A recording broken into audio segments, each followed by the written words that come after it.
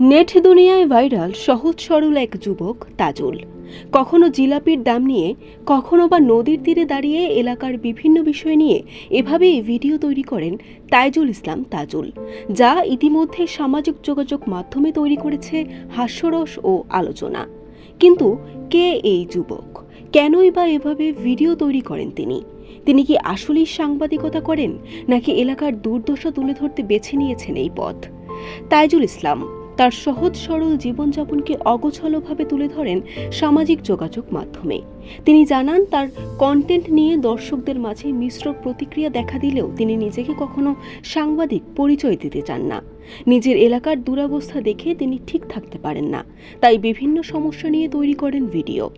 তাইজুল ইসলাম আরও জানান, তার এলাকায় কখনো সাংবাদিক আসে না, তাই এলাকার সমস্যাগুলো ভিডিওর মাধ্যমে নিজেই তুলে ধরার চেষ্টা করেন। অন্যরা না দেখলেও নিজের ভিডিও নিজে দেখেই আনন্দ পান তিনি। কুড়িগ্রামের নাগেশ্বরী উপজেলার নারায়ণপুর ইউনিয়নের চরাঞ্চলে বসবাস করেন মোহাম্মদ তাইজুল ইসলাম তাজুল।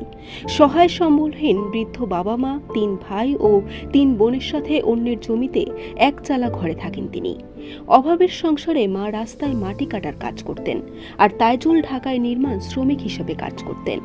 যখন বাড়িতে আসেন, সংসারের দুঃখ কষ্ট ভুলতে এভাবেই ভিডিও তৈরি করেন তিনি। তাজুল ভাই নামে তার একটি ফেসবুক পেজ রয়েছে। বর্তমানে তার অনুসারী 31,000-এরও বেশি। ভাইরাল হওয়া ভিডিওগুলো ইতিমধ্যে প্রায় কোটি মানুষ দেখেছেন।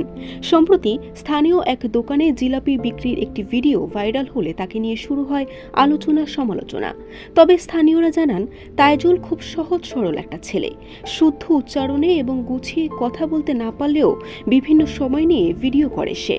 তারা আরও জানান, তাজুল অভাবে হলেও সে খুবই সৎ মানুষ। বরিশাল.নিউজ।